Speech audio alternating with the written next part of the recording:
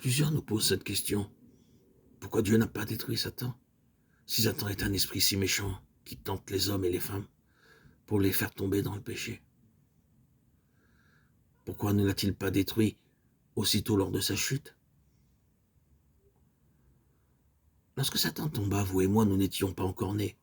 Adam et Ève même n'avaient pas encore été créés. Mais Dieu nous avait tous déjà dans sa pensée. Il connaissait tout de nous. Il nous connaissait par notre nom. La parole de Dieu nous dit qu'il nous avait déjà choisis avant la fondation du monde. Éphésiens 1,4. Ainsi, Dieu ne détruisit pas Satan parce qu'il désirait l'humanité rachetée, ainsi que vous et moi, pour faire sa volonté et vaincre Satan pour la gloire de Dieu. Le Dieu de paix écrasera bientôt Satan sous vos pieds. Romains 16.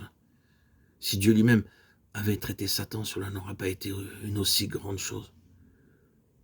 Mais lorsque des faibles vases humains comme nous, qui étions morts dans nos péchés, sont vivifiés en nouveauté de vie et fortifiés dans l'homme intérieur, afin que Satan soit écrasé sous leurs pieds maintenant, ceci est merveilleux.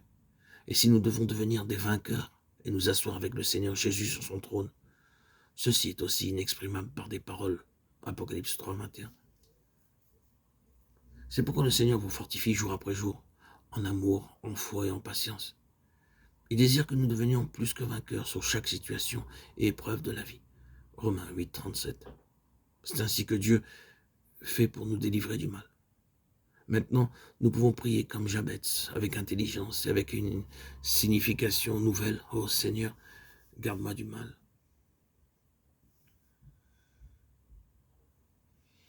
Ceci est le fragment qui détermine la prière de Jabez, en sorte que je fusse sans douleur. Jabez réalisa que tant qu'il n'était pas délivré du mal, il ne pouvait pas être vraiment heureux. Toute la richesse, les plaisirs et l'honneur de ce monde ne peuvent pas nous procurer une véritable joie.